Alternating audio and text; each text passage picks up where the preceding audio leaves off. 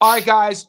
Hope everyone is doing well. We're about 24 hours away, wherever you are in the world, from some big fights. We got the UK fights coming up. We got the fights, obviously, in Vegas. My guest today, you guys know he's been coming on the show. I told you guys about him, Joe Stunner Boxing. So first and foremost, for those of you who know Joe, here he is. For those of you who are unaware who Joe Stunner Boxing is, go to his YouTube channel right now. Hit subscribe. He is my UK source that I go to when we get a lot of these UK cards. And Joe, thanks for being here. Appreciate the time. I know it's nighttime, Friday night in the UK, so I appreciate you. Oh, you're very welcome. It's 10 o'clock. Just turned 10 o'clock now in the 10 UK. o'clock on a Friday.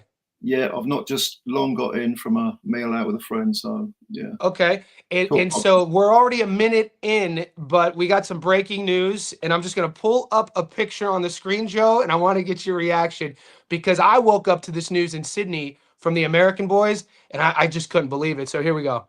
We're going to add this to stage. Look at that. Conor Benn has signed with Zuffa. Right? Unbelievable. And so Joe didn't know about this before we started the live.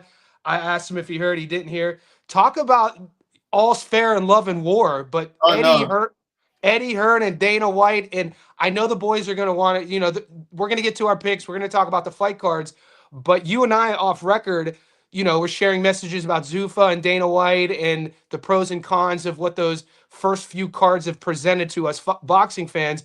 What do you think about this? I have to ask this because, like I say, this is the first I've heard of it. We've double checked this to make sure it's legitimate. Yes. Yes, 100%. I've got everyone sharing it. Conor Benn shared it. Conor's already given a statement, so I'll pull up Conor's social media real quick.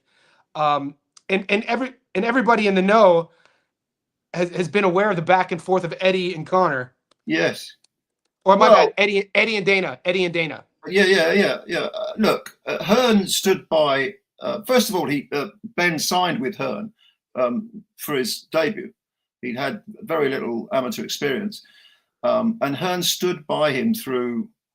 To say it's thick and thin is an understatement. I mean, the whole PED thing, the being banned. He fought his corner like he was his own son.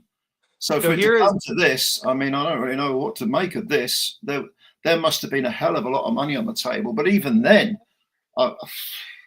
this is a post on Conor's Instagram with him, his father, and Eddie. And I quote, "First and foremost, I want to thank Eddie and the entire team in Matchroom for everything they've done for me over the past decade, from guiding me when I first turned pro to headlining stadium shows. They were not only with me for those highlight moments, but stood shoulder to shoulder with me during the tough times," just like you said, Joe. "It's been a journey beyond anything we could have imagined, and for their belief, support, and guidance, I will always be truly grateful. But Zuffa Boxing presented me with an opportunity I simply couldn't refuse. I'd love Eddie to continue to be part of my team and for our partnership to evolve in this new chapter." And he ends with this: "I'm filled with excitement and hunger for what's ahead with Zuffa Boxing. I want the legacy fights, the biggest nights, the biggest stages. I fear no man at any weight, and I'm ready to give the fans the fights they've been calling for. I'm in my prime, and together we have bold, ambitious plans," end quote. Followed by Zuffa Boxing commented, "We can't wait to get started." So, wow. Ambitious plans, really, with Zuffa. I mean, if you look at this cold-bloodedly, first of all, Zuffa is an organisation. They're only 3 cards into their entire history. There were 3 cards, and they've been reasonably good, sort of small hall card style things. But let's look at it this way. Let's try and. It is a bit of a shock to read this, but it is. Let's look at it objectively. All right, Conor Benn, who would you give him a chance against in the welterweight division or the light middleweights? Not many people. I don't think many people would pick Conor to beat any of the champions at those particular weights. And I don't think he'll get back down to 147. I think he's a 154 guy now, because his last 147 fight was against the South African fella, Chris, I can't remember his name. Van Heerden. Yeah. And that was 4 years ago. I think he's a 154 guy. So what, you give him a chance against any of the 154 guys? Can you imagine the sort of damage that Fundora would do to him? I mean, it's foolishness. So what's he going to do? He's got a big fat wad of cash on the table. He can stay in-house, win that Zuffa belt for what that's worth. pretend that he's one of the leading lights without actually fighting anyone. The whole thing is very sort of PBC-ish, isn't it? From when that started. I'm only pulling things out of the top of my head here because this is a bit of a shock to me to see him sign to Zuffa. But especially like with historically, especially in the UK, the back and forth that him and Josh Kelly have had. Josh Kelly finally putting everything together, beating Murtazaev, is a world champion now. UK versus UK, Wembley Stadium sort of thing. Yes. And he leaves. Like, well, I mean that. And then at 54, like you said, Seb Fundora, that's a problem.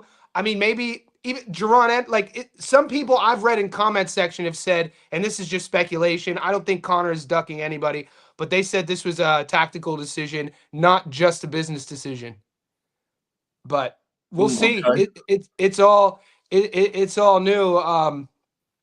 Pretty fascinating stuff, especially if he plans to stay at 54. Zuffa, they signed Jaya Pataya, quite possibly the best in the world. We know about him down here in Sydney.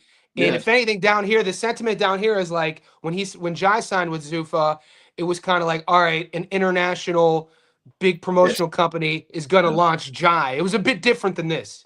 Yes. Yeah, I mean, Jai, I mean, I've got to be Conor? Nah. Again, this is brand new to me, so I'm sort of riffing here, but maybe he's looking to get that Zuffa belt, wave it around, try and get people to they'll build him up in America. He's already well known in the UK, obviously, because of his name alone. I mean, those two Eubank Ben fights were solely because of the fathers' names. But yeah, oh, the gentleman there, someone has left that said, I heard it's a one-fight deal. I mean, we do need to know how many fights is this for. I'm going to Google that right now and see if we can get anything record. Z Pacino 92 says he heard it's a one-fight deal. I haven't seen anything posted on the Instagram post, both from Zuffa and Conor, but I'm gonna check real quick. And this is, I mean, when Jai signed with Zuffa, Zuffa was only launched like a month ago, right? I'm pretty sure Jai signed before their first event, or if it wasn't before the first event, it was either right around the first event launching, like a month or so ago. Just afterwards, I want to say. Yeah. So here we go. So I'm gonna pull up, ESPN.com. British Star Conor Ben Inc.'s promotional deal. Zuffa has another significant. I'm just going to try to breeze through this to see if it says anything about the multi-fight deal. Details regarding the length and terms are not readily available, and this was posted 90 minutes ago. So as of now, it's still all speculation. This is a developing story, and it's a fascinating story, though. And, say what you will about Dana, say what you will about Zuffa. I feel, and this is just my personal kind of how I'm wired when it comes to competition in anything, whether it's small business, entrepreneurialism, whatever. I feel competition always creates evolution. And so some people might have like the scarcity mindset in another boxing organization. Dana doesn't know, it's bad for boxing. I think the opposite. I think any promotional card with money backing it that gives fighters an opportunity to be seen is a good thing. Well, the idea of any sort of marketplace, if it's a sort of capitalistic model, is that the ones that are any good will rise and people will go with them, and the ones that are no good will fall by the wayside. So I guess if you're taking it, to mean that, then yeah, Zuffa, if they're any good, they'll rise, they'll survive. PBC tried to do a similar thing by a different name, didn't work because they essentially ran out of money. They were overpaying fighters. They were creating a false economy. Because, of course, fighters who were getting, $3 million for fighting an easy opponent, when they had to take $1 million for fighting a more difficult opponent, they weren't happy. You've got to really, you've got to. The one thing Eddie Hearn does very well is he crunches numbers well. His old man was a chartered accountant, and Eddie's very good with numbers as well. And he won't pay people more than he thinks they're potentially worth. So, if Zuffa, people are saying about Zuffa, oh, they've started off small. Yeah, they should start off small. You don't go in, you don't, fire every round in your gun in one hit. You start off small. You pick your targets and then you build on it. And so I haven't got a problem with them doing that. and they are looking to sign bigger names. I emphasize the word names because Conor Benn, no one's going to mistake him for an elite fighter, even though he is a big name. Whereas Jai, I think, there aren't too many people think that Jai isn't the best cruiserweight in the world. Some people might give Zerdo a shout, but they're still building. So you have to start off small when you're building. It's foolishness to start throwing your money around like PBC did. It never works out that way. Yeah, because the fights still have to take place. You know what I mean? Like, there's one thing with print and promo and hype, but with people, like, I think we've learned as boxing fans from this before. We've seen it before, so it's normal to be hesitant on what Zuffa's doing. But at the same time, what I tell people is that, like, I've been watching the MMA, the UFC early days. I'm old enough to remember the UFC 1993. And then Dana White, I mean, say what you will about the guy, early 2000s, the UFC is failing. He goes to Vegas, meets up with the Fertitta brothers, who are, famous entrepreneurs already at the time. There's two of them. Both have done really well for themselves. Gets $1 million loan to purchase the UFC. And then fast forward 15, 16 years, he sells it for 4 or 5 billion. So yeah. Based off of that, his experience as a businessman, he's done this before. I'm sure this time, when the whole black belt mindset, you become a master at one thing, you could reproduce it. I'm sure thinks that he could expedite that learning curve and do what he did with the UFC and MMA with boxing, and that's why he's here. And as fans, if it means more shows and more matchups, I'm here for it. You don't have to like the guy. You know what I mean? No. I've said this all along. The more platforms and the more promoters you have, the better it is. The only thing that everybody should be wary of is too much concentration of power in one place. That's right. That's what they're all after. Whether it's Turki Al-Sheikh and Dana, or whether it's Eddie, Queensberry, whoever it is, doesn't matter who it is. They all ultimately want absolute control, because if they get absolute control, they can start shouting the odds. They can start demanding that fighters are paid a certain amount. You will fight on this day against this opponent at this weight, and so on and so forth. But we need to avoid that, because in Britain, back in the 70s, we had what was called a cartel system. Mickey Duff, Jarvis Astaire, Mike Barrett. And they really ruled the roost, and it took Frank Warren, the young Frank Warren, to come along and break it all up by taking it to court, by putting on. Wow, I didn't know about what era are we talking? What era was this? 1970s. Wow, I didn't know about this. Mickey Duff was the leading promoter manager, very, very knowledgeable boxing guy. But him, Mike Barrett, and Jarvis Astaire were the two other guys. Terry Lawless was considered the in-house trainer. What they did was it was called a cartel, because essentially it was a monopoly, because they were all in league with each other. But if you wanted to be a professional boxer, you had to go to them. There was nowhere else to go. And so as a result, you had boxers being vastly underpaid. You had quality was suffering. They would put on whichever fights they wanted. There was no competition. A boxer couldn't say, well, you're not paying me enough, or I don't want to fight that opponent, I'd rather fight that opponent. There was none of that went on. It was almost like a sort of feudal model. And as a result, it took Frank Warren to come along, a young Frank Warren, take him to court. So, I think he tried, if memory serves, he tried to have boxing on the BBC, but the BBC, British Broadcasting Corporation, they were tied up with the cartel. So there was a big legal battle between the two. But you need competition. If you haven't got any competition, everyone will suffer, from the fighters to the fans. The only people that won't suffer are that fraction of that few people at the very, very top. Making the money. Monopoly. Yeah, I mean, were the monopoly laws already in place for business? They've been back then? There are no monopoly laws in England. No way. Okay, yeah. I didn't know this. In the 1980s, I worked for the marketing arm of De Beers Diamonds in the late 80s. And De Beers are a monopoly, a diamond monopoly. They have mines in all sorts of African countries, but they're based in South Africa. And the reason that they were in London, where I'm from, and they didn't have an office in America, is because America has monopoly laws. Interesting. I did not know that. See, dropping knowledge, Joe Stunner Boxing.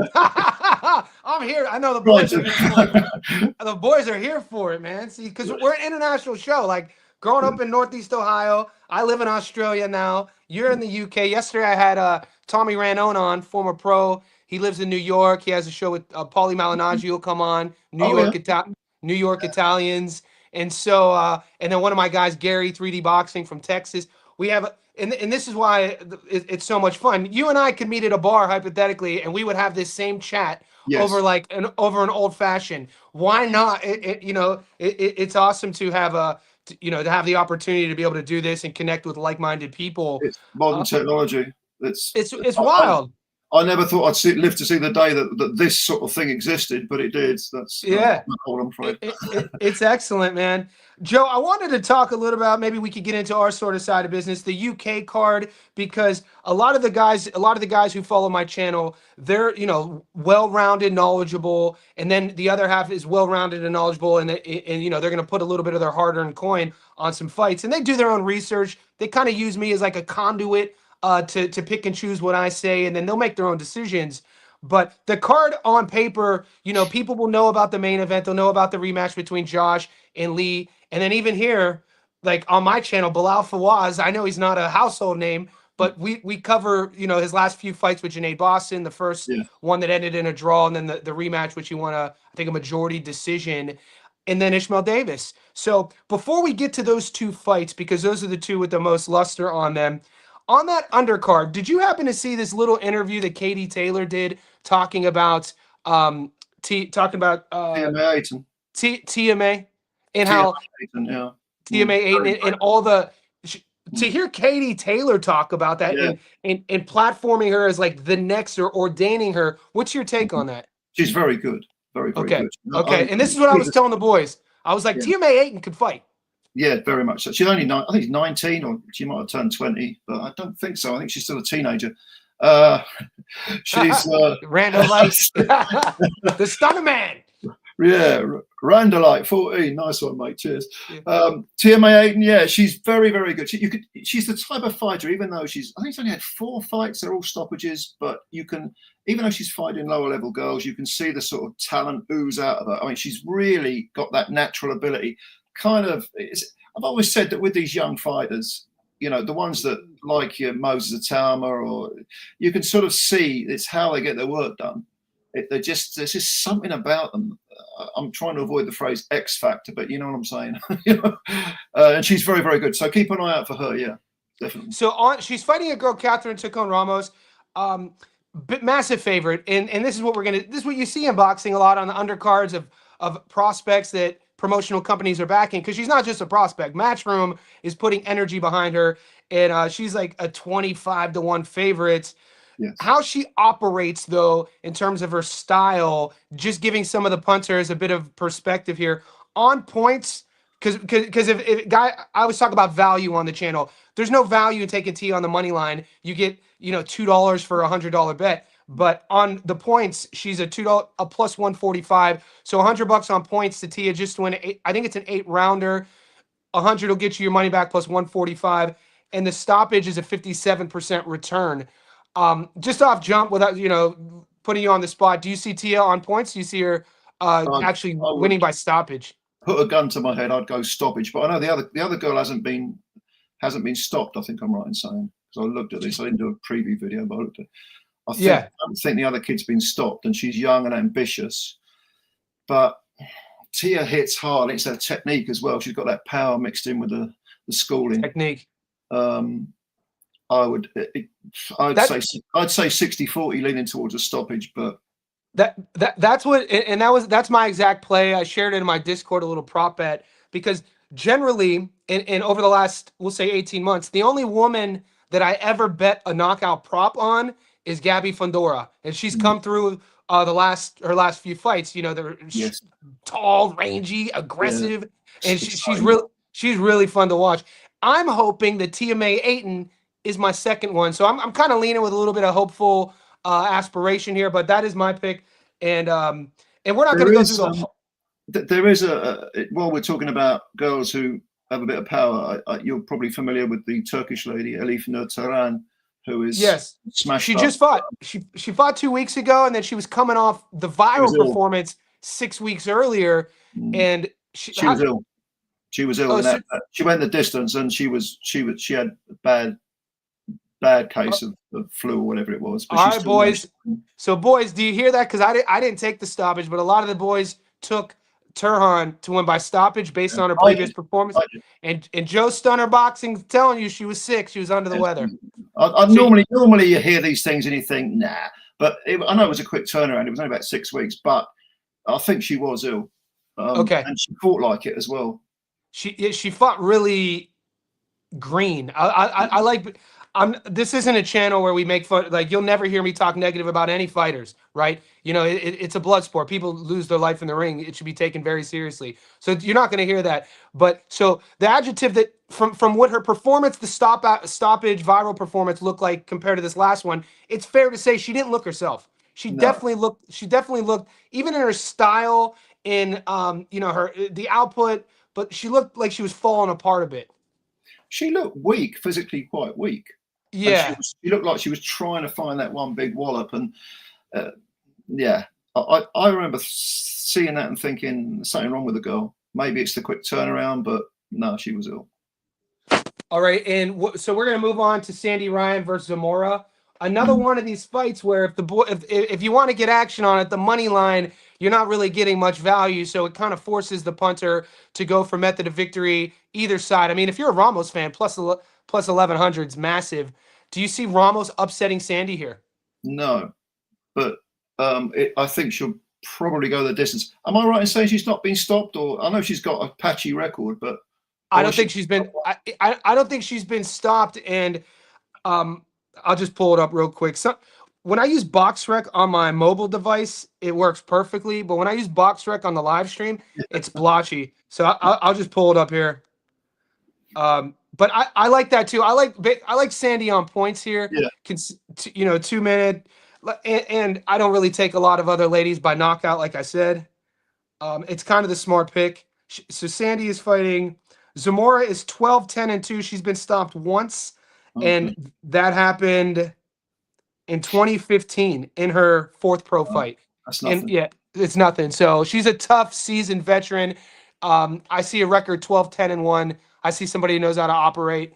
So I like, and even the points don't pay much though either. 132. That's where all the money's coming in. That's kind of like how we see the outcome based on if you're just reading the odds. What do you make of the co-main? I want to jump to the co-main with Bilal and Ishmael Davis.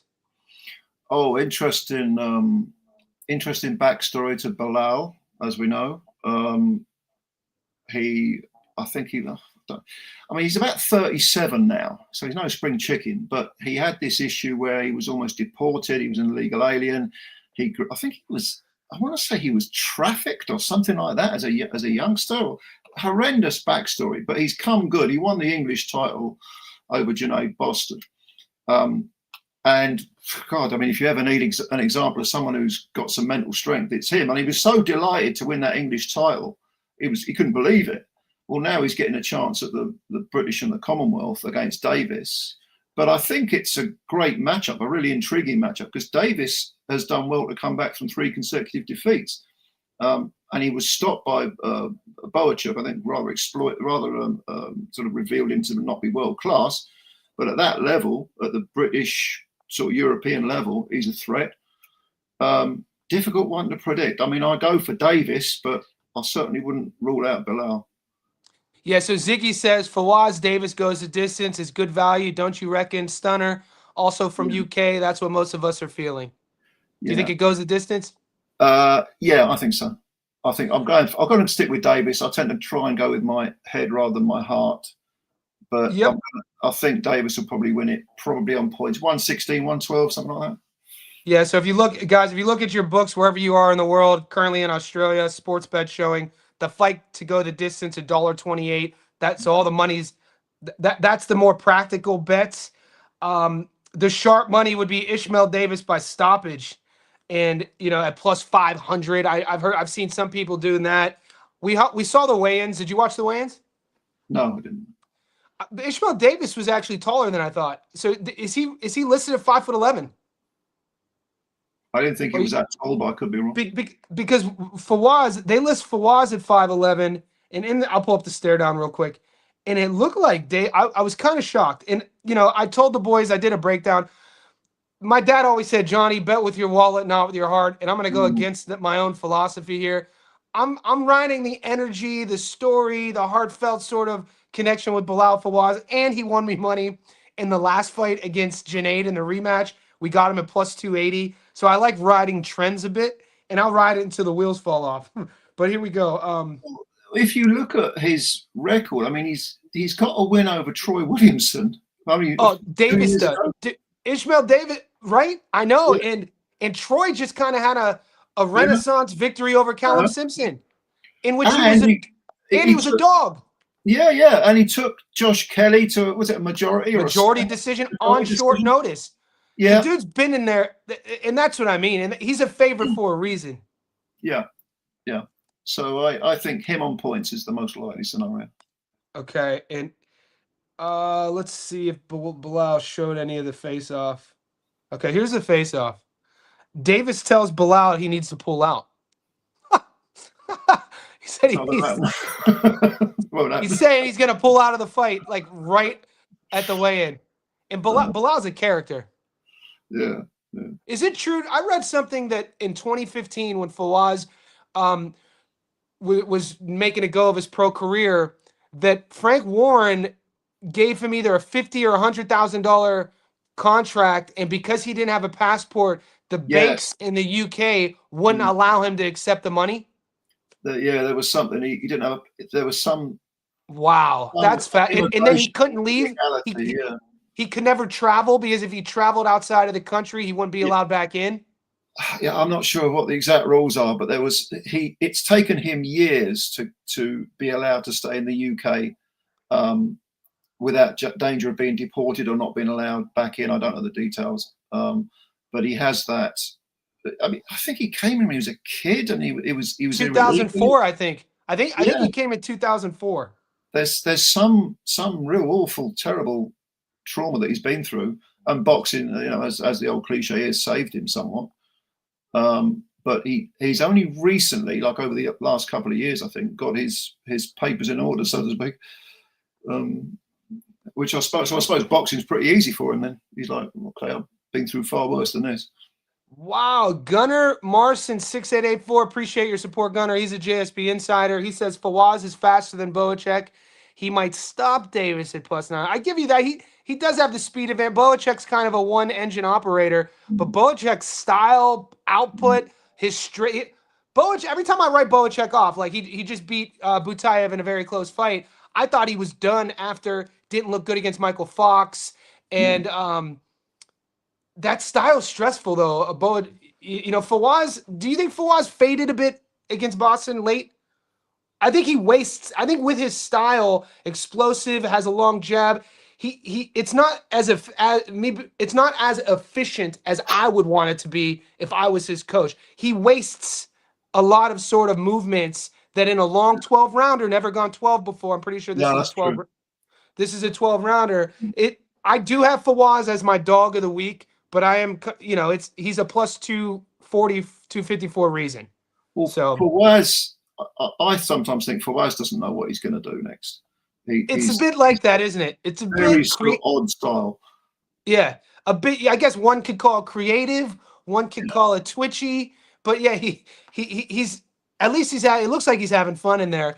And the one interesting thing about this matchup is seeing how he handles a real, like, we'll at least know the litmus test. Is he at that level? Because on the resume, there's not much to be desired on Bilal's resume.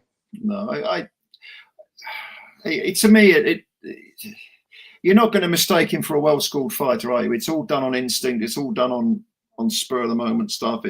It's a very sort of herky-jerky style. I don't think you can really compare him to Boacek in any shape or form, really. I think Boacek he's got that well-schooled sort of steady Eddie sort of momentum. Stressful. I like that. Preparing for a guy like Boacek is a stressful situation, because you know that he's going to be there the entire fight, in Yeah, your face. In your face. I mean, this is the same guy who dropped Virgil Ortiz yeah, multiple times. People yeah. like to throw that away. Yeah. I bet, I, well, people say they were flash knockdowns. The second one didn't look like a flash knockdown to me. It looked quite, I think he got his I mean, attention. call it what you will. You put Virgil on the canvas multiple times. Yeah. You know what? That's one fight. I'd love to see Boacek versus Madrimov. We'll see if that those two styles to me. I'm interested to see how those would mesh up. Madrimov, did you watch Madrimov's last fight? It was on the Zuffa card. Yes. He looked a bit didn't look himself, did he? Um, who was it against? I've forgotten the opponent. Uh, I'll pull it up. I just remember why we watched so many fights here. I remember watching it. He won a points decision. He looked sluggish.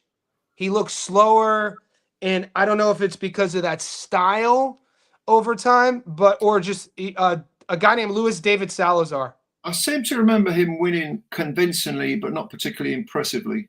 Yeah, he won a unanimous decision almost on all the cards, but a Yeah. lot of people were expecting him to stop Salazar. It just didn't happen. Yeah, well, he's a strange one, isn't he? I mean, he hasn't had that many pro fights. What was that? His 12th or his 11th pro fight, something like that. Yeah, that you're spot on. You're spot on with that. That was his 13th pro fight. 13th, not Yeah. that many. No, yeah, Yeah. you know, it looked good against Bud. Yes. And you know, he had a couple surgeries though. They said he had to get both shoulders worked on. He might have had a knee done. So maybe it was just one of those things getting back in there and dusting it off sort of thing. Yeah, it was a What rush, is wasn't it? Yeah, what did you have a term for that? What do you, I heard you in one of your videos talk about I think you might have said it in because Josh Warrington had a fight recently and Leigh Wood didn't. You said Josh Warrington had an A rust opportunity, cheddar. a Rust. shedder. Yeah, Get rid of the rust, that's you know. yeah. And since we're here on Josh and Leigh, what do you think about this? I lean slightly, not with any great confidence, towards Leigh Wood. I think they've both looked past their best, but I get the feeling that punch resistance wise, Warrington might be a little bit past midnight. You know what I mean? On his way down. I think the fact that he knows he can be clocked with one punch, because he was actually beating up Wood in the first fight, but he knows that Wood's got the power to sting him and put him on the floor and shake him up. That might be at the back of his mind. He might have tried to bury it, but these things have a way of coming back at you.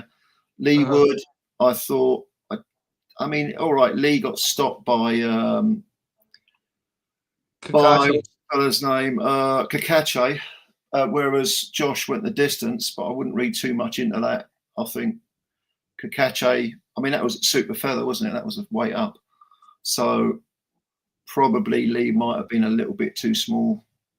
It was a hell of a jump from feather to super feather to take on Kakache, because Kakache is actually quite underrated. For sure. But I think probably Leigh Wood has got a bit more left than Josh. But he has not had the, as we say, rust cheddar between the Kakache defeat and taking on Warrington again. So there's that to consider as well. Yeah, Warrington to me fights like he's a knockout artist. Like his style, like he fights like he has a 90% knockout to win ratio, which is admirable. Which is like, you know, you tune in and what do you make of like Kakache older? I mean, Leigh's 37 now. I think Warrington's probably 35, but Kakache's not a young guy. Kakache chose to get stripped. He bypassed Sugar Nunez fight, an opportunity to, you know, defend his belt at 30. To fight Wood, which was, you know, he got paid more, so I always, you got to respect that. They're prize fighters, and look great. And now with Kakache, he's getting a chance to fight Jazza, who was elevated after the Badagaziev fight. So things worked out for Kakache. For Leigh Wood, he did go from 26 to 30. This fight's at 26. How much is it? Is this fight in Nottingham? Yes. So he'll have the crowd. Yes. Let's check the odds. I'm pretty sure Warrington, and for full transparency, boys, I'm taking Warrington here, and it's more of a value play. I jumped on him early, maybe 4. So Josh is a plus 120 right now. I'll pull up the odds so you boys can see it. And then Leigh is $1.70. I mean, decent value on both sides. Getting Warrington at plus money, coming off a win. Leigh Wood pretty much getting beat up pillar to post against Kakachi. I thought Warrington was winning. I don't think it's shocking to say Josh was up in the first fight. He gets caught. And they both get stopped by Bronco Lara, which that's kind of what Bronco does. He goes to the UK as a dog and he beats people. Yes. You know what I mean? Like, that's a guy nobody talks about, by the way. Bronco Lara is still only, I think, 32, 33. He's a handful for anybody. I think I'm edging Josh Warrington here. I actually threw Warrington and Bilal on a 2-legger. It pays plus 550. Nice little half unit sprinkle if you guys are playing that sort of game. The thing about Lara is, if you look at the two fights, he absolutely beat the crap out of Warrington and it was a painful fight to watch. And then it was a tough one. Whereas he wasn't really, even though he's dangerous, he'll always be dangerous. He wasn't battering Wood. Wood just got sloppy and got caught. And then in the rematch, Lara came in overweight and underprepared and all the rest of it, and Wood easily outpointed him. And Wood won. Yeah, that's a good point. It's a case of how many miles are on the clock. Kakache looks fresh as a daisy because he's paced his career. He hasn't had too many demanding fights. He's learnt the trade properly, and he's quietly gone about his business without any sort of bells and whistles. Whereas, Warrington, like you say, he fights like he's a knockout artist. Weirdly enough, Carl Frampton said that no one's hit him as hard as Warrington, which is strange considering he's faced Leo Santa Cruz and Scott Quigg and all the rest. But no, I think Warrington's looking a bit worn around the edges. I think Wood might take him out sort of 9th round, 10th round. Okay. Frampton, when I moved here in 2013. In 2015, I hired Luke Campbell as my boxing coach. He went out. Yeah, and he's my boxing coach. And Frampton put it on him. Yeah. Yeah. Frampton's hot. I love that dude. That dude could. There's been some good fights over in the UK, man. I've always been a fan of UK boxing. What is your opinion on this sort of thing that we're starting to see over the last? We'll say, maybe you could correct me. I think it's 5 years. It might be longer. Like Frankie Rod coming over from Mexico, beating Galal Yafai. We talked about Bronco Lara. These guys coming over as dogs, and then upsetting the odds and winning in these showcase fights. Is there anything to that, or do you think it's a coincidence? I just think Mexican fighters, they learn the hard way. They pick up defeats. They learn from them. They're largely unknown. Trial by error. Yeah, they just get invited over thinking, well, he's got a flashy record, but I don't recognize any names on it. What people don't realize is that the depth of talent in a lot of these Mexican club shows, they're tough. They're tough guys. Well, wasn't it Devin Haney cut his teeth over in Mexico? So did Brian Norman Jr. Because in America, you have to be 18 to turn over. Yes. I think, or 17 and a half. And Brian Norman Jr., Devin, they go to Mexico, Tijuana. And if you watch the movie Creed, they kind of touch on this a bit when the opening scene, I think he's in TJ, he drives down to get fights. Yeah, I think 15, isn't it? That you can turn 15 in 15 in Mexico. Am I right? Or correct me? Yeah. And some you would question that. I've seen some fights where we're watching everything around here. So just recently I was watching a fight. I was like, this kid looks like he might be. They said he was 18. I think it was on like one of the. I don't know if it was one of these cards out west in America. The kid looked like he was 14 or 15, no facial hair. He was he could punch though. Well, in America, you'll know more about this than I will. You're from, what was it, Youngstown, Ohio? Grew up in Youngstown, yep. Yeah. You used to have the smokers. I remember, dude. Yeah. Go on. Well, they were these sort of semi-legal little club shows where they very often, young Mike Tyson, for example, when he was about 14, Teddy Atlas was lying about. Teddy Atlas was taking him to these smokers. Yeah, taking him there, and he was beating up men in their 20s. Nobody believed him. Nobody would believe Teddy that Mike was 14, and Teddy's like, bro, he's 14. He's knocking out like 22-year-olds. Yeah, but they they were, I suppose you'd loosely call them the equivalent of some of these sort of Mexican club shows. Very, Yeah, very we would like growing up, even Southside Boxing Club in Northeast Ohio. It would be like your coach would get a hold of another club's coach. You meet at one of the gyms, and you have legit unsanctioned fights. And yes. yeah, so is that part of the culture in the UK? No. The British Boxing Board of Control are very strict. I mean, if you go way back, go back 100 years, we're talking about boxing booth fights, which were fairground fights. Were they bare knuckle? No. Some were, but I'm talking, glove thing. I mean, Jimmy Wilde, for example, who was one of the great British fighters, a flyweight, the first flyweight superstar, I suppose you'd say. He was notorious because he weighed about 100 pounds. He was like a mini flyweight or something, and he was fighting featherweights. But he would also he was often mistaken for being about 12 years old because he was so small. He was Welsh fighter. And he also had lots of undocumented, I mean, dozens and dozens of undocumented boxing booth fights where you would, it would be a fairground or a carny sort of environment, and you would have the boxer in the booth who wants to challenge him to win a pound or something. Oh shit! And then any guy of any weight could go in there, and when they saw Wilde, of course, all 5'2" and 100 pounds of him, they thought, oh, beat the crap out of this kid. But of course, they didn't, because he was a hard little sod. So that was probably the closest we had to smokers, an equivalent of. Yeah, I think I might have told this story on the live stream once, but when I was 12 years old. One of the biggest fairs in Ohio is called the Canfield Fair. It's about 30 miles, 15 kilometers from my parents' house. We're 12 years old. It's during the summer.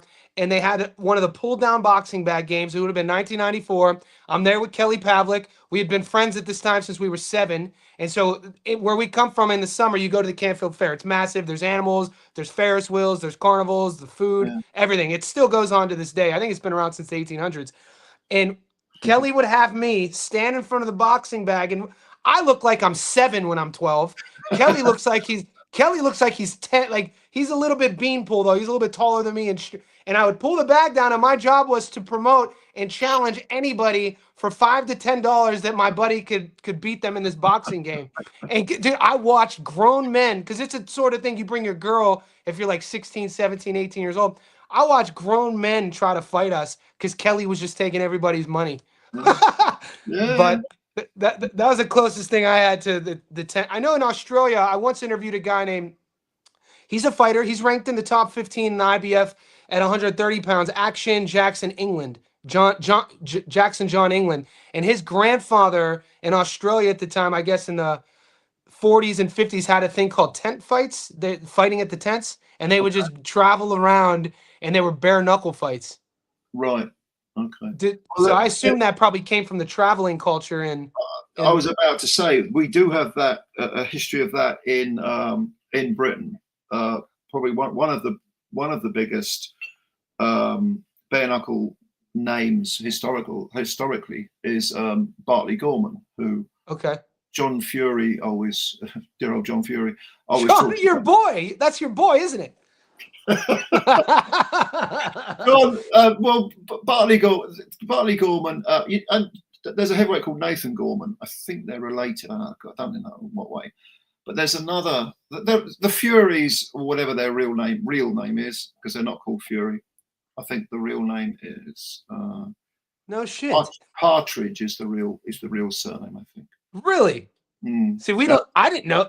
Tyson Fury's real name is Luke Partridge. I had no idea. Is this a common thing known in the UK? Hopefully, well, Tyson likes to sort of sit on it. But I remember John Fury when he was a professional, and I remember. So the whole thing, I apologize to disrupt you. So the whole thing, because he tells people that his dad named him after Mike Tyson.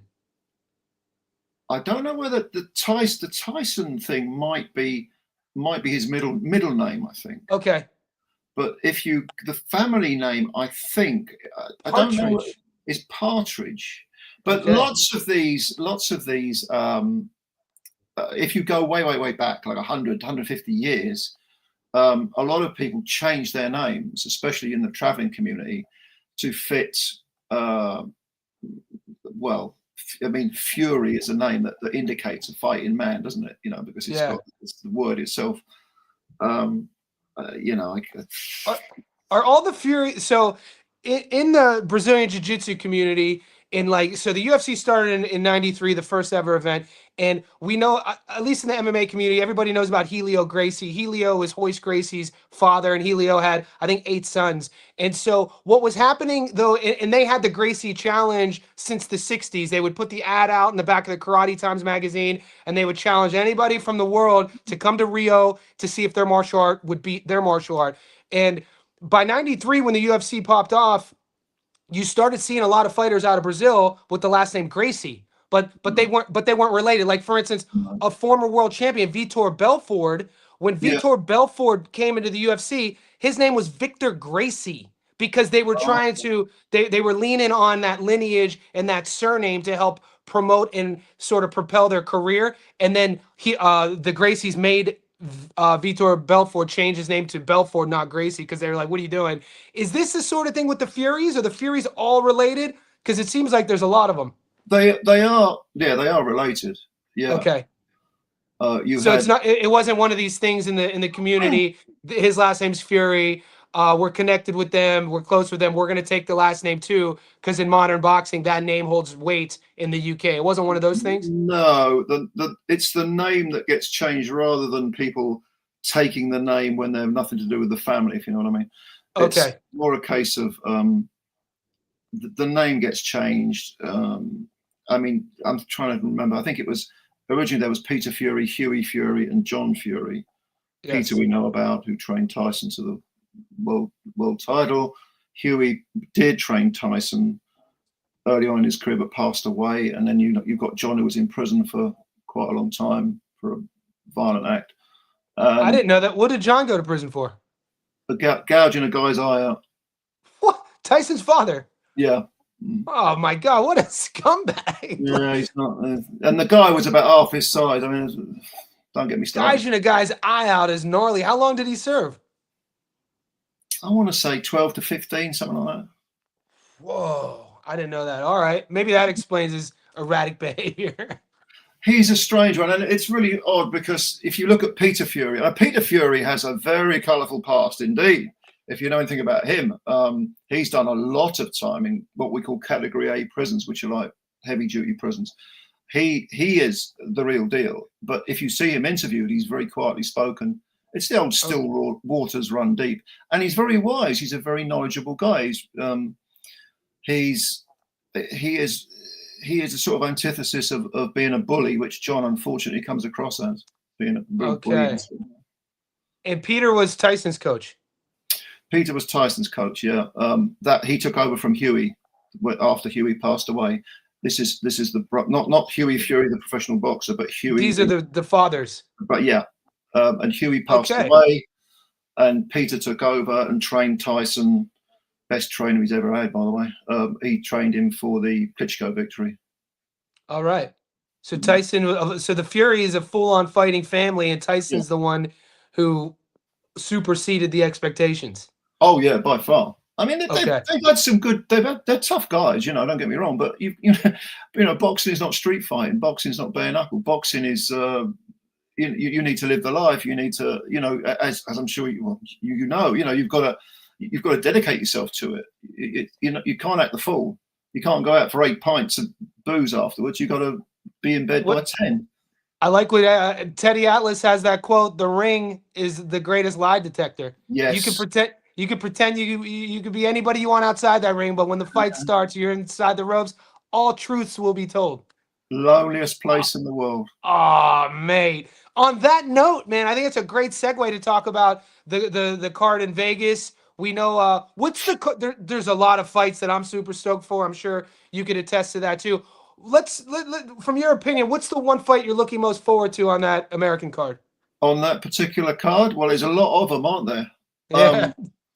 But like the fight fan, Joe Stunner, like if you had to just sit back and watch it as a fan, basically, this is why I always tell people boxing is the greatest sport on earth, because we get to see in our favorite fighters something we either are lacking as the fan, or we could measure to that we could admire, sort of thing.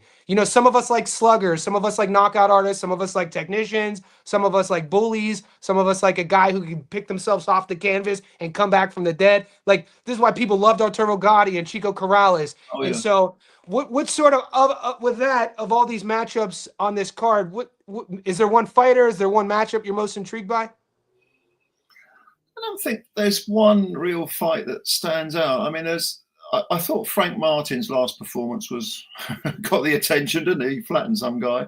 Francis Bartholomew, 38-year-old Yes, former world champion.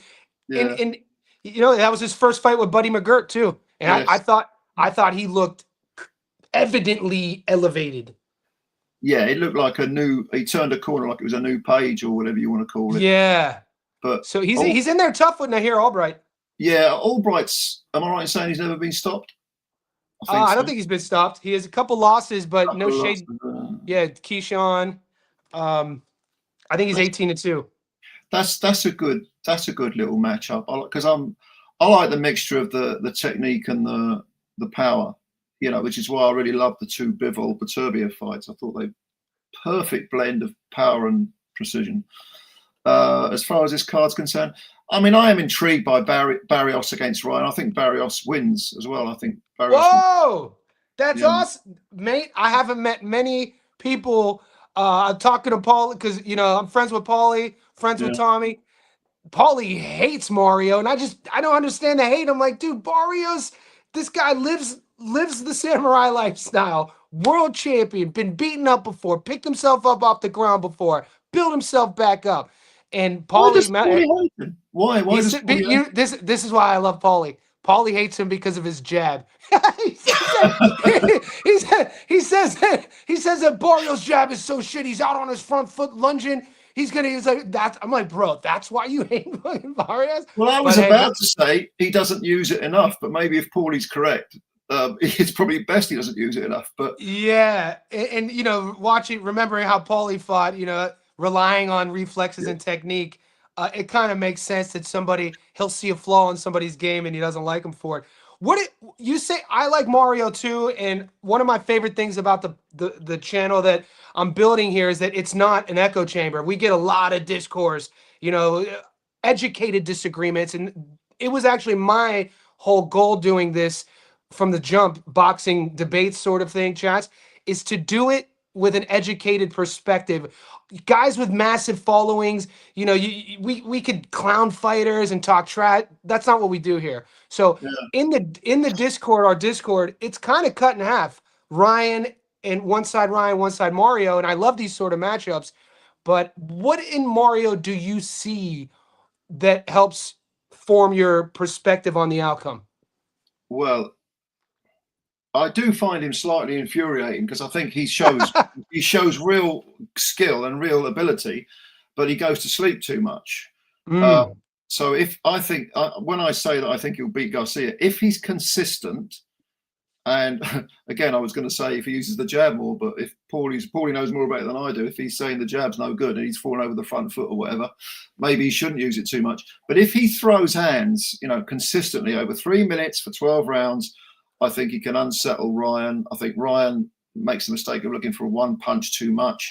He was again. I mean, I know he beat the crap out of Haney, but even allowing for the PED thing and the being 3 pounds overweight, he was still looking for that one punch wallop. And all right, he got a few knockdowns. He lost a lot of rounds. Yeah, exactly. Exactly. People forget about that. People forget about that. He did lose rounds. Yeah, absolutely. Which is why I think Barrios can outwork him. But if Barrios does what he did against Pacquiao, which is, dozing off for 90 seconds of certain rounds and letting Pacquiao pinch the round, because Pacquiao weren't that consistent himself either. A lot of people say, Pacquiao got robbed. And no, I don't think so. I thought it was a close fight. I just rewatched it and I thought it was a close fight. And I scored it in I had a 115, 113 Mario. I did write what you just said, rounds 4 to rounds 9. Mario stopped throwing his jab and he kind of like took his foot off the gas. And for me afterwards, and And I think Mario's backhand, his straight right hand, is underrated, and his defense. He was defensive minded, only got a hit clean a couple Yeah. different times. To me, it looked like they had an unspoken agreement between, and I don't like being a conspiracy theorist, but I don't want to say it looked like a sparring match. And then afterwards, Mario said he respected Manny. How could you not? 46-year-old Yeah. living legend. The whole crowd is against you. The whole crowd is cheering for Manny, and people act like, oh, he drew with Manny. He sucks. I'm like, that version, even at 46, awkward southpaw, jumping in and out of range, still had quick hands. I feel like even at 46, he would have given a lot of guys trouble at 147 pounds, How even on how that old, night. how old was Manny when he beat Thurman? 40? I know 42? he was in his 40s, and Yeah. people, dude, Keith Thurman is one of the generation's best fighters. People Best, think, and he could, and he went the distance. Well, he beat up Mario pretty bad, but he didn't get Mario out of there. yeah. I think if Barrios is on it and he really, because he did get out of jail a little bit with the Pacquiao thing, with the draw and everything. And The Abel Ramos draw, that kind of was a head scratcher to me. he's had That two in a was, row, hasn't he? Two yeah, draws in a row. Yeah. two in a row. He needs, hopefully that's a wake up call. And if he thinks, okay, look, Ryan's coming off a bad defeat to Rowley, he looked like crap. He looked like he wasn't even interested in being there, to be honest, Ryan. If I jump on him from the word go and I put some heat on him from the word go, make him fight at a pace he don't like, and put the water on rock pressure on him, then I think he can win rounds. I don't know whether he stops Ryan, but you never know with Ryan. Ryan is a complete enigma. I feel so, and I think it's my due diligence. I always give the boys a path to victory on any fight, whether I'm picking the guy or not. And I feel with Ryan Garcia, a lot of the people voting for, cheering for him, call it cheer, or picking him to win, are seeing what he is at his best. And that's good. You know a fighter, you look at them when they're at their best, their full potential. If you do that, you have to flip that coin. I think people are saying Ryan's going to finally step up. I mean, he's been a pro for almost 10 years, never been a world champion. I feel the best Ryan Garcia was like the Luke Campbell version. Yeah. The one at 20, 21 years old. His speed was quicker. His reflexes were on point. He was just in his early 20s and gets hit on the, knocked to the canvas, picks himself back up and wins by stoppage. I think the version against Raleigh is who he is. I think that he's questioning things a little bit, sort of that lifestyle is showing up. I don't like the fact that, he's changed camp after camp after camp after camp, training in his living room. Mario Barros is a legit champ. Bob Santos is a legit coach, and I like that he brought in Joe Goosen as well. So they're, and then the size as well. Mario Barros is a big 147, and 6 foot tall welterweight. Probably by fight night he'll be mid 160s probably. And I think all that aside, you could train for the lead hook, circle away from it, parry the jab, don't get caught with the lead hook. Other than that, neither guy has great feet. People make fun of Mario's feet. Ryan's feet are not that good. And I feel that he stopped evolving. This is a kid who had so much shine as an amateur, so much shine when he turned over, was training with Canelo Alvarez, Oscar De La Hoya's relationship with him. And I just feel like it's what, the famous Marvin Hagler quote, it's tough to stay motivated in silk sheets. And to me, I see a Ryan Garcia who doesn't like going to gyms where he's the B-side, doesn't probably like sparring guys who's beating him up, probably why he never went to Robert Garcia's gym, because Garcia has those guys killing each other. And, it produces guys like Virgil Ortiz and Bam Rodriguez and, a whole slew of prospects, chops there. So there's when I'm doing my pros and cons, it's tough for me to put a dime on Garcia. I'd also say with Barrios, I like this. We were talking about Ishmael Davis earlier. This applies to him as well. Barrios had a couple of defeats in a row, Davis and Gervontadavis and Thurman. Mm-hmm. And he came back. He built himself back up. No, I like that. That to me shows real character, especially when you consider that at the time, what was he, 28 maybe, 27, 28? So he's probably thinking, I'm in my prime. I'm supposed to be beating these guys. But he came back. I think he beat Santiago. And then he had the fight with Ugas, who was coming off the victory over Manny. And he won that. So it shows character if you come back from, especially back-to-back defeats. And I've yet to see. I know Ryan came back and beat Haney, but there are extenuating circumstances there with the PED stuff. So I've yet to see that happen. And that I can't get past that awful performance against Rolly either. I thought that was a really bad performance. It's a tough one. And so you like Barrios, I like Barrios. I got him at plus 205, and I assume that the odds are gonna. They haven't really shifted all week, but I assume like the influencer sort of crowd will be putting money on Ryan. So I've been telling guys all week, if you're on Team Barrios, probably wait. But maybe sharp money's coming in on Mario. They've stood still though since Monday, and it's already Saturday morning, so they haven't moved at all. What's your read on Andy Hiroka? No, I think Russell beats him. Okay, and we see eye to eye, and I didn't know that. We see eye to eye on that one. And maybe this is just me. I highly rate Gary Antoine Russell. I put Gary Antoine Russell really high. Just what he could do at range, what he could do in the pocket, his speed and timing, how mean he could be, and all the tape I've seen on Hiroka. To me, Hiroka's best at range. He's long tool weapons. But I haven't seen anything that makes me comfortable with him in the pocket where Gary's going to force that fight to take place. I haven't seen a great deal of Hiroka, but I was impressed with Russell's performance against Valenzuela because he won virtually every round against a guy who had a real momentum, coming off the victory over, was it Pitbull? So I like that. I like the fact that, he beat a guy who just won the belt, was probably on a high thinking, what they say, when you win a world title, you improve however many percent. And he slapped him straight down and won virtually every round. And I don't think he'll win every round against Hiroka. I like Hiroka from what I've seen of him. I haven't seen a great deal. He's got quite a high KO percentage, I think. But don't quote me on this. I think this is his first time in the US as well, so we'll have to see how he travels. I see Russell winning it on points. Okay, and then the reason why I scheduled this at 9 a.m. just so you know, chat, I got your best interest in heart. I knew the weigh-ins were starting at 10. We planned this last week, and I already knew that the guy, because the chat's gone from 70 to 80 to 50, and I want to watch the weigh-ins as well. I just want to ask you, Richardson Hitchens versus Oscar Duarte.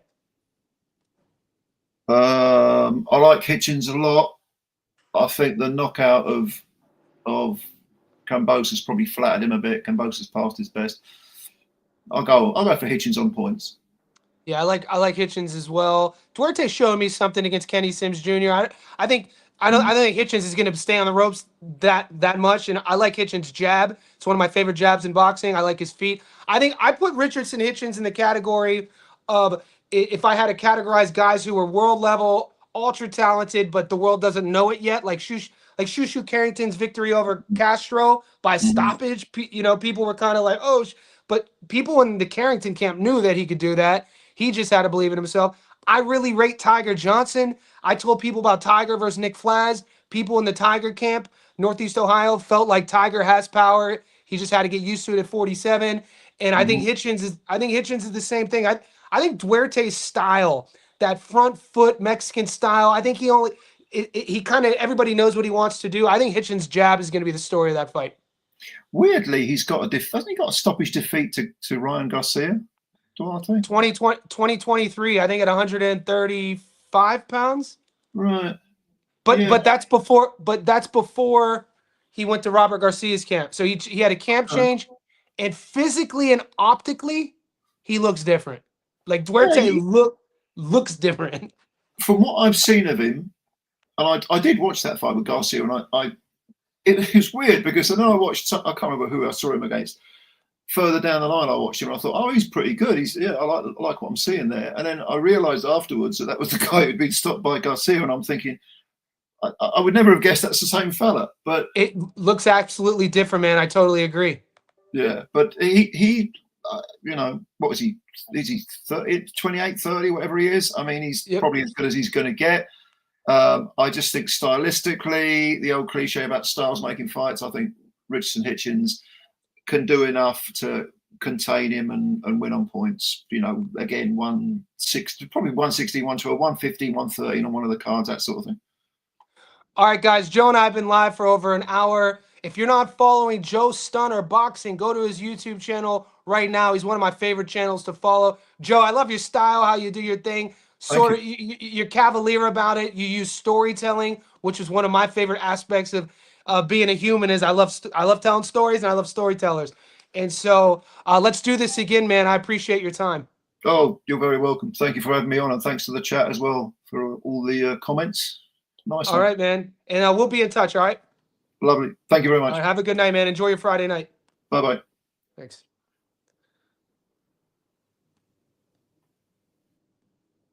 All right, guys. Hopefully you enjoyed that. Busy week for me, man. So I brought you guys. So I did the live with Gary. If you haven't seen my live stream with Gary from 3D Boxing, go check it out. It's on my playlist. If you're not following Gary from 3D, go do that now.